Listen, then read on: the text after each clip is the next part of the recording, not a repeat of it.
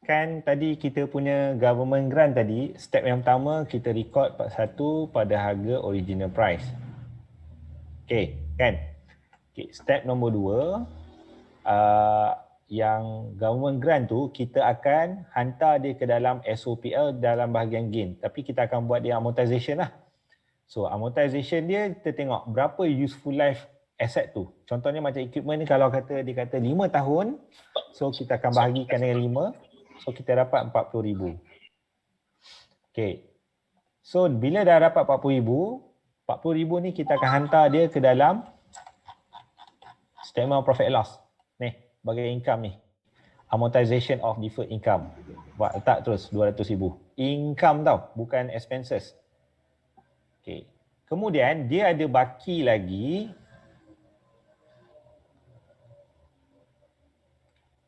Okay. Dia dah guna, katakan dah guna 40,000.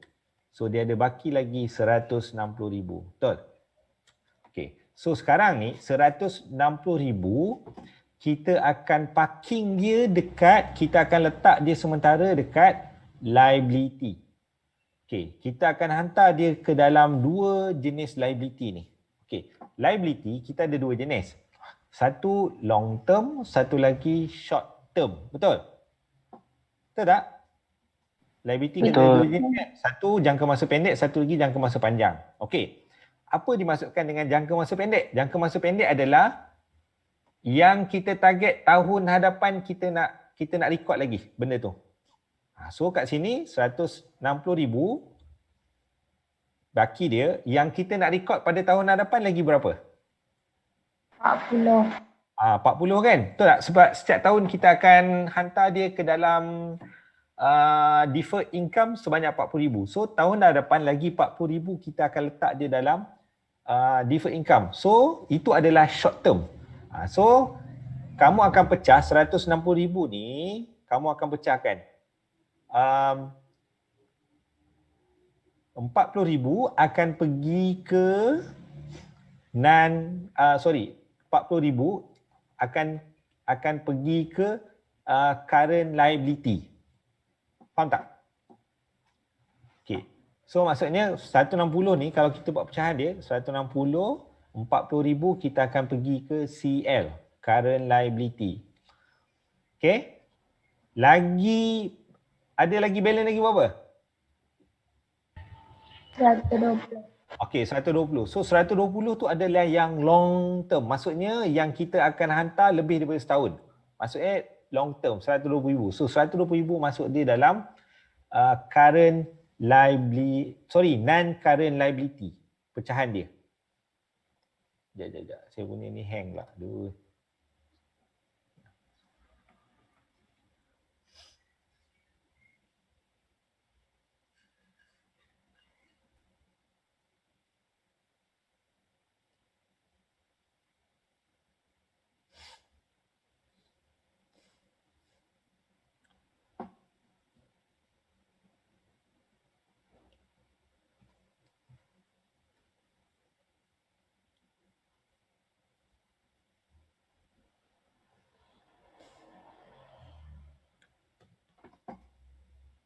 Apa hal ni nama saya?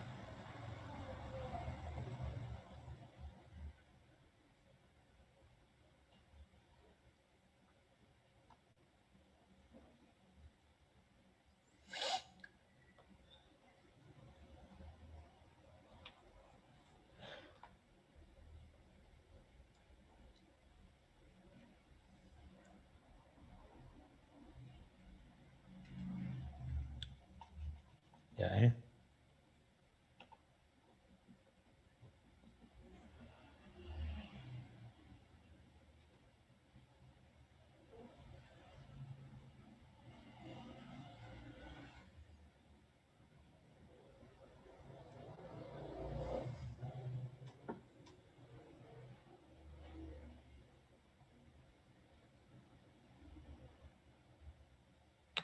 Okay. So sekarang ni untuk 160,000 kita buat dia punya pecahan.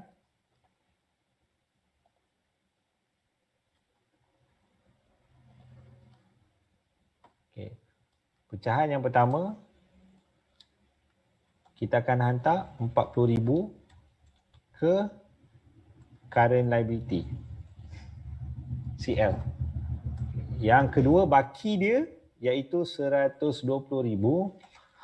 Kita akan hantar dia ke dalam non-current liability. Okay, clear? Boleh? So tertinggal kosong. Oh, 120,000. Macam ni. So boleh Saya tunjuk dia kat mana? 40,000 dengan 120,000. Ni. Ni current liability kan? Yang ni format lama ni. Dia letak semua. Kalau format lama, dia letak semua dalam non-current liability, 160,000 tadi. Tapi format baru tak. Dia akan letak macam ni. Saya adjust ni. Format yang baru, dia akan letak dalam current liability, yang ni. Katakan. Contohlah saya tukar accrual ni kepada ni. Dia akan tukar kepada nama yang sama je. Deferred income. Okay. Kat sini dia akan jadi yang short term kan, 40. Okay, lepas tu untuk deferred income yang dalam non-current liability, dia akan record sini 160. Macam ni. 120.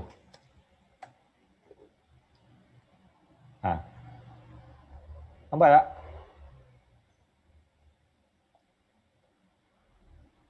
Saya tak nak ajar yang based on part and teori sebab yang government grant ni dia main technical area. So kita jump terus bahagian soalan, lagi senang. Boleh?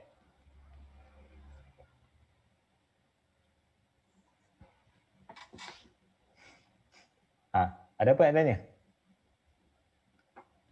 Boleh.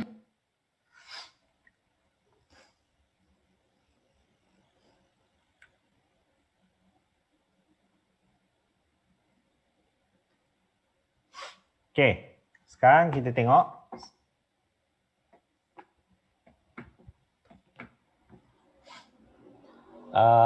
Okey, tengok tadi. Dia ada 3 step tadi untuk deferred income.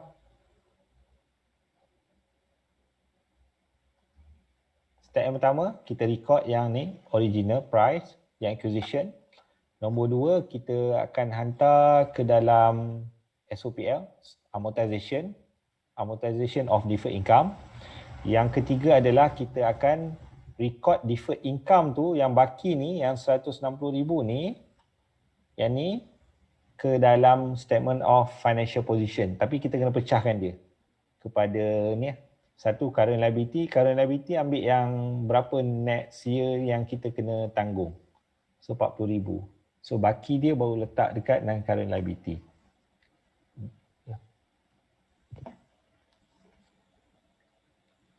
Okay.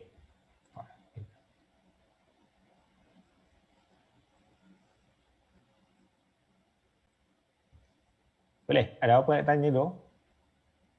Sir. Ya. Soalan tu dia memang akan start. Maksudnya contoh dia terima government grant 2021.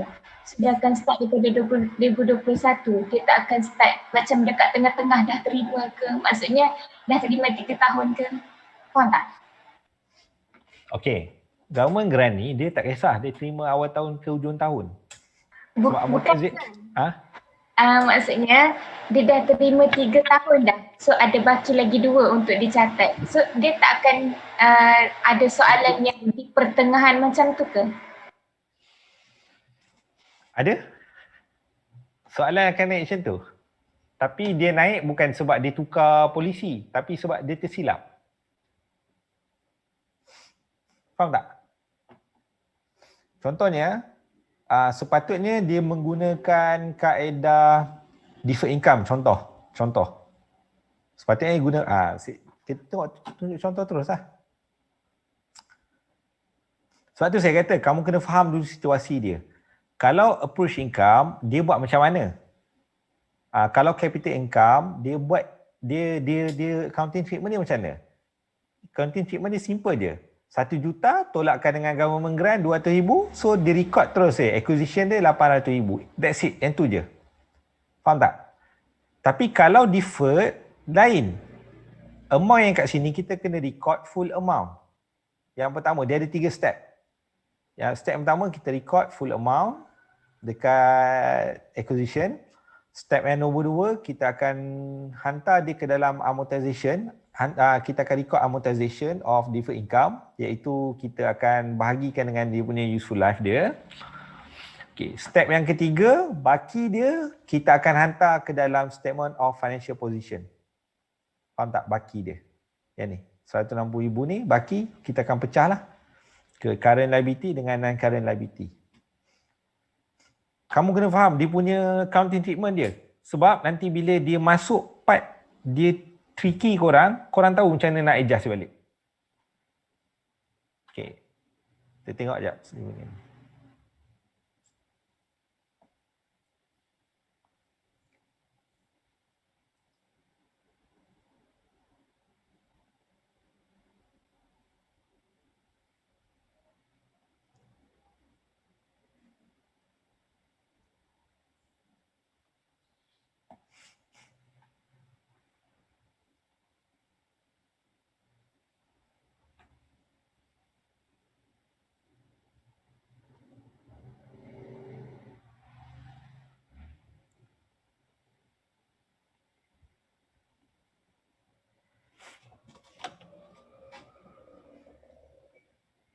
Hang sikit lah. Aduh.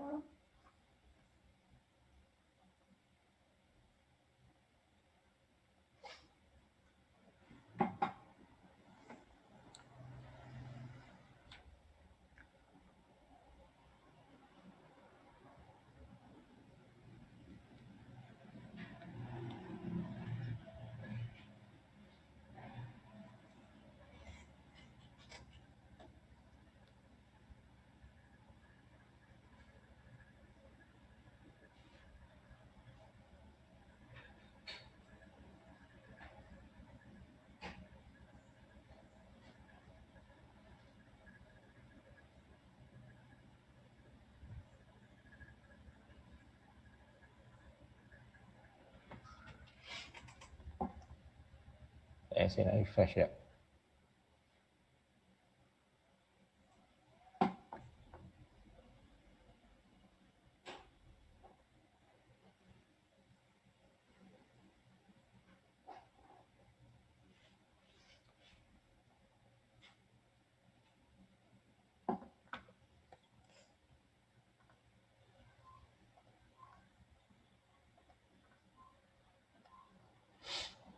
Okay, kita pergi ke soalan. Okay, tengok ni. Yang ni yang ditiki. Dia kata the company had received a government grant of 10 million. Dia terima 10 million. On 1st July 2014 to acquire a building that cost 15 million.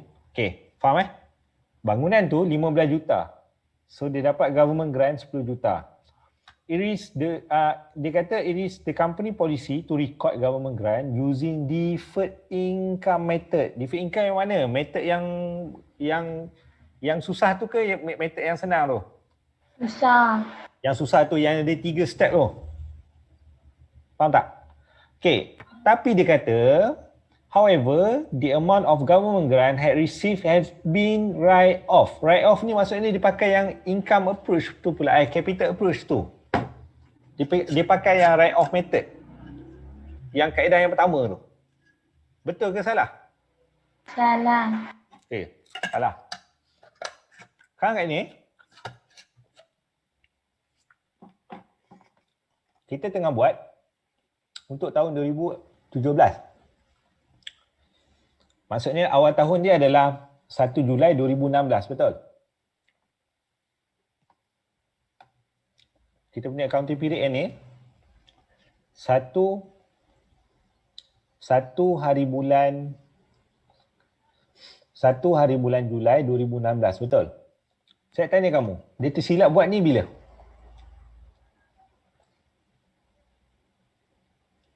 Satu Julai 14. 2014. Maksudnya dah berapa tahun dia buat salah 2. 2 tahun. So, dah 2 tahun dia buat salah. Dia write off je. Write off maksudnya dia pergi record 15 ke dia pergi record yang ni. Yang dia salah record tu, dia record yang dekat acquisition tu, dia record berapa? Sebenarnya amount masa mula-mula tu. Dia record 15 ke ataupun dia record yang baki dia tu? 5 juta. Dia pergi record 5 juta. Faham tak? Dia record pada tahun 2014, dia sepatutnya dia kena guna deferred income. Patutnya kena guna deferred income method. Tapi apa yang dia buat adalah dia guna method write off. Tersalah method. Write off maksudnya 15 juta, tolak 10, dia record RM5 million sahaja. Maksudnya dia macam ni. Dia record dekat sini, dekat dengan katakan contoh equipment tu, dia tersilap record, dia pergi record, sepatutnya kena record yang purchase price iaitu 15 juta. Nilai cost dia kan. Tapi dia pergi record 5 juta kat sini. Ni, kat sini dia pergi record 5 juta. Faham tak? So, apa yang perlu kita buat adalah sepatutnya ni salah satu lagi kesalahan. Sepatutnya dia guna deferred income. Okey, apa efek kepada deferred income ni sebenarnya? Cuba cerita kat saya. Apa efek dia? Deferred income ni. Deferred income ni dia efek kepada yang mana tahun-tahun lepas? Dia efek dekat ni. Kalau korang perasan, dia efek dekat SOPL. Mana-mana kesalahan yang efek dekat statement of profit and loss, yang ni memang banyak kerja sikit kita. Nak perbetulkan dia balik. Faham tak? Kita nak kena betulkan sepatutnya daripada 2014 dia kena amortize sebanyak, katakan kalau kita tengok balik sini. Okey, saya redo balik So, saya nak pakai yang original figure, yang asal, value asal.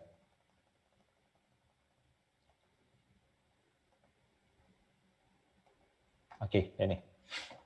Okey, kita masuk yang real case dalam ni. Ya. Dia pergi record sekarang ni, dia pergi write off 5 million. Betul. Dia tersilap yang ni. Yang dia tersilap pergi write off sebanyak 10 juta. So dia pergi record, bukan write off, dia record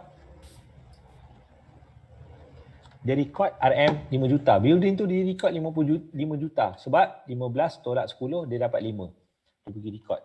So maksudnya dalam building kan. Okay. Kat sini sekarang ni, building ni, yang dia pergi record, dia ter-over record ke ter-under record sebenarnya? Dulu sepatutnya dia kena record 15, tapi dia pergi record berapa? 5 juta saja. Kan? Kurang. So, dia terkurang record sebanyak 10 juta. Dekat dengan cost of building ni, dia terkurang record sebanyak 10 juta. So, untuk perbetul balik keadaan, kita kena perbetul balik balance breakdown. So, nampak ni, balance breakdown, dia ada prior year adjustment. Nampak? Kita akan buat adjustment dulu. Sebelum ni yang korang buat, balance breakdown je kan? Balance breakdown, lepas tu acquisition, dispose, kan? Betul kan? So, sebelum ni yang kita buat PPE statement. Betul. Okay. So sekarang ni apa yang kita buat adalah kita kena perbetul dahulu ni. Part ni dulu. kita kena betul dulu. Balance breakdown ada tersalah iaitu di bahagian building. So kita kena buat prior year adjustment. Yang pertama sekali kita kena betul balik building dia under record sebanyak 10 million. So apa yang kita buat adalah kita tambah dia balik. Nampak? So prior year adjustment government grant. So kena tambah, so kita buat positif 10 juta sini. So nilai building yang sebenar adalah dah akan bertambah sebanyak lagi 10 juta. Okay, ini adalah adjustment yang pertama. Betul? Okay. Bahagian yang kedua yang bermasalah adalah dekat dah selama 2 tahun, saya nak tanya kamu, kan setiap tahun dia kena buat amortization, betul? Sebab dia sepatutnya kena guna deferred income. Sepatutnya dia guna method ni, deferred income method, betul? Deferred income method, dia akan menggunakan government grant 10 juta ni, bahagikan dengan berapa ni? Useful life ni untuk building? 50 kan?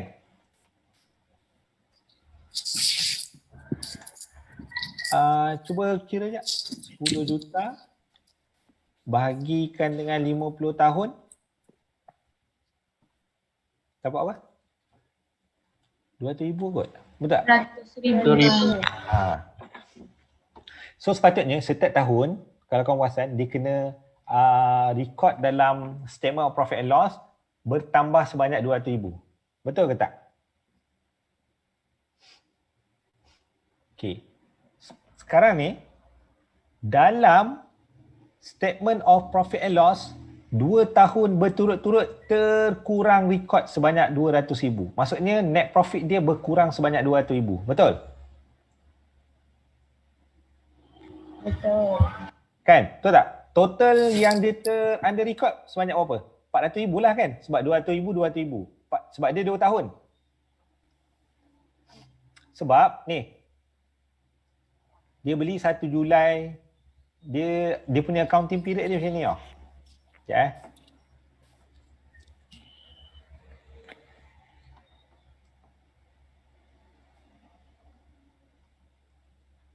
Okay, accounting period kita yang sekarang adalah 1 hari bulan 7 2016. Betul? Okay. 1 bulan 7 2016 sampai 30 hari bulan 6 2017. Okey, ini adalah yang current year punya. Okey, cuba undur belakang. So setahun sebelumnya dia akan jadi 1 bulan 7 2015. Betul? Sebab dia akan jadi sampai 30 Jun 2016. Betul? Ini adalah setahun. Adakah dia tersalah rekod setahun? Sebab dia beli 1 Julai. So patah balik lagi belakang. So 1 tahun lagi belakang. 17, 14 sampai 36, 14. So cukup tak? Sampai tak? Sampai kan? So maksudnya sebab dia start beli 1 Julai 2014. So ngam-ngam awal tahun ni. Kalau tengah tahun pun tak ada masalah. Tapi yang penting kita tak tahu dia sempat berapa tahun. Ya. 30615. Okey. 3615. Okey, terima kasih. Okey, faham So dia ni 2 tahun. Ada yang soalan yang dia bagi setahun je. Mungkin dia akan letak tarikh 1 Julai 2015. Itu setahun. Tengoklah. Kamu kena pandai kira balik. Yang ni yang saya promise. Kalau kamu tengok balik dia punya adjustment sini memang tak sama langsung lah dengan adjustment yang korang belajar semester lepas. Yang ni memang saya tiaw korang gila-gilanya. Kalau kata korang tak belajar betul-betul, memang korang tak boleh score lah paper ni. Okey, dengar betul-betul. So sekarang ni, dia terkurang rekod selama 2 tahun. Maksudnya kalau dia affect dekat tempat macam SOPL okey lagi. Sebab kita tolak tambah dia senang sikit. Tapi masalahnya bila dia dia punya error tu dia melibatkan statement of profit and loss. Ingat statement of profit and loss ni dia akan melibatkan net profit pada tahun-tahun lepas, tersalah record. Kalau kita tengok balik net profit, okey, saya tanya kamu. Kalau lah katakan kamu kira-kira yang ni statement of profit and loss, ni comprehensive income nama lama statement of profit and loss ni. Okay, statement of profit and loss and others comprehensive income ni nama dia. Others comprehensive income. Okay. Dalam statement of profit and loss and others comprehensive income, saya tanya kamu, nanti net profit yang dekat dalam ni kamu hantar dekat mana? Ni, yang ni. Last kali kita akan hantar dia ni kan? Betul tak? Kita tak pakai yang total comprehensive income, kita akan hantar yang ni. Saya tanya kamu, lepas ni 7676 ni hapus, kamu hantar dia ke mana? Cuba beritahu.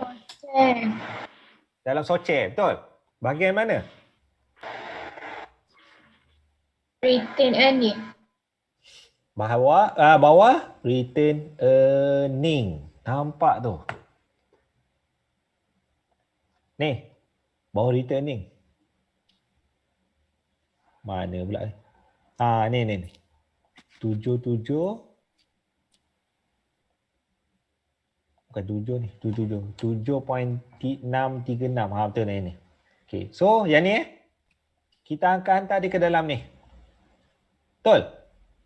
So maksudnya dia akan reflect kat dalam mana ni? Return earning, betul? Kan? Maksudnya sekali tanya, return earning yang di record ni yang maksudnya 2 tahun sebelum ni betul ke salah? Salah. Salah. Maksudnya kesalahan tu adalah kesalahan yang ada di sini. Sini. Nampak? Sini salah. So bila salah nak buat apa? Termenung je. Betul, Ustaz. Bila salah, kita kena betulkan dia balik. Okey. Faham?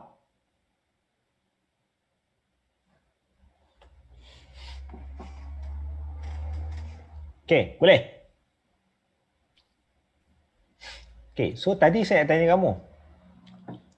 Kesalahan dia sekarang ni selama berapa tahun? 2 tahun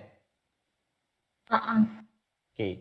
2 tahun dia tak buat amortization. Deferred income tu dia tak buat. Maksudnya net profit dia terkurang record ke over record? Sebab dia sepatutnya dia akan meningkatkan net profit ataupun dia akan meningkatkan return earning. Tapi disebabkan dia tersilap, return earning dia berkurang. Dia kurang. So kurang record sebanyak berapa?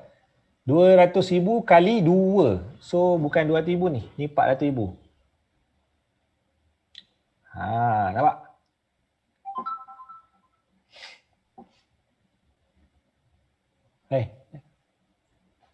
Kau clear ke tak ni? Ni balance brought down, ni kita buat adjustment tau. Ni baru bahagian adjustment ni. Bahagian sini adalah bahagian adjustment saja. Saya buat petak ni. Ni bahagian kita buat ni baru bahagian adjustment untuk balance brought down je. Selama ni yang kita buat balance brought down, terus roti sedap tu. Share lah apa benda semua, transfer to general reserve, profit after PAT, profit after tax, lepas tu dividen apa benda semua, kan? Itu. Tapi tak, balance brought down tu kita akan buat adjustment dia dulu. Kalau kata yang dalam ni, yang ni. Dia dua ni. Yang pasal amortization tu yang ni tadi, okey, kita kena tambah dia balik, betul?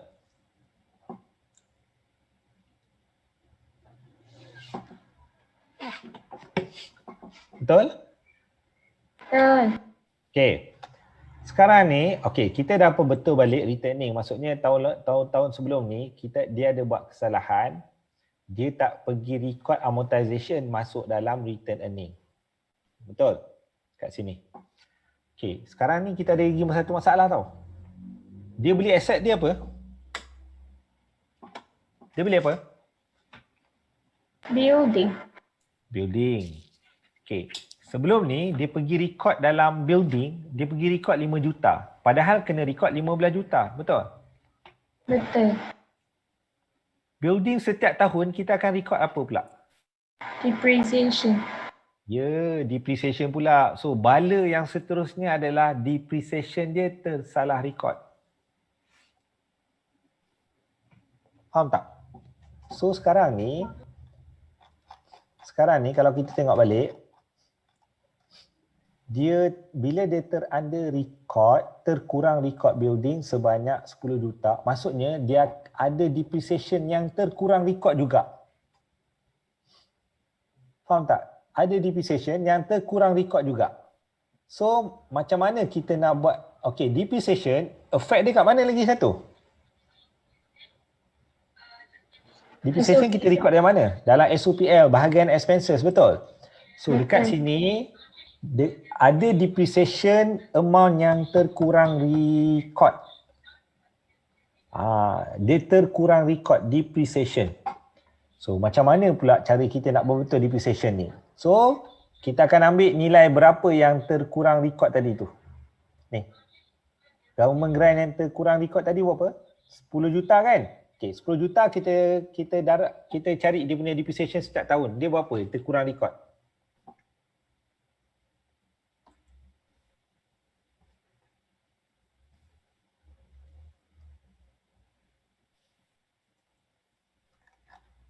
Okay.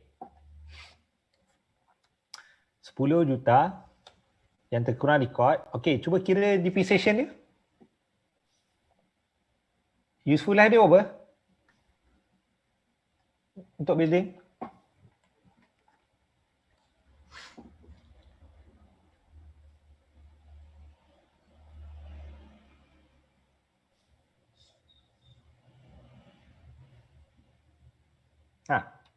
Berapa useful life untuk building?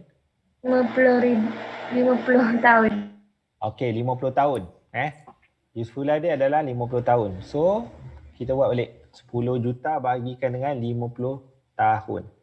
Kebetulan kalau korang perasan, dia sama dengan yang deferred income tu. Cara pengiraan dia. Korang jangan confuse lah. Ni tadi kita dah buat tadi. Tak, yang tadi kita buat tadi pasal deferred income. Itu adalah kita nak kira amortization. Sekarang ni kita nak kira depreciation yang under record. Yang terkurang record depreciation adalah 10 juta bagi 50 tahun. So dia bersamaan dengan 200,000. So dia terkurang record selama berapa tahun? 2 tahun. 2 tahun. So darab 2 tahun. So dia bersamaan dengan 400,000.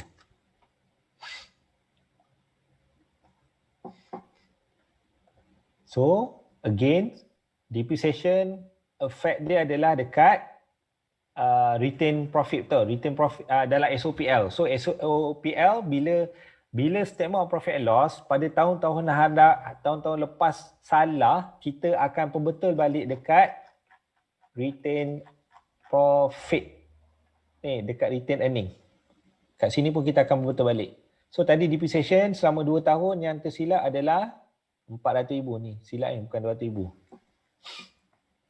Okay. So depreciation dia akan mengurangkan retain earning. So kita tolak. Tadi amortization dia income. So that's why kita tambah. Sekarang ni depreciation kebetulan amount dia sama. Okay, depreciation amount dia adalah 400,000.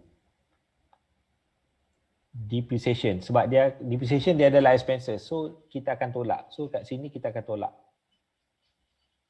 Clear?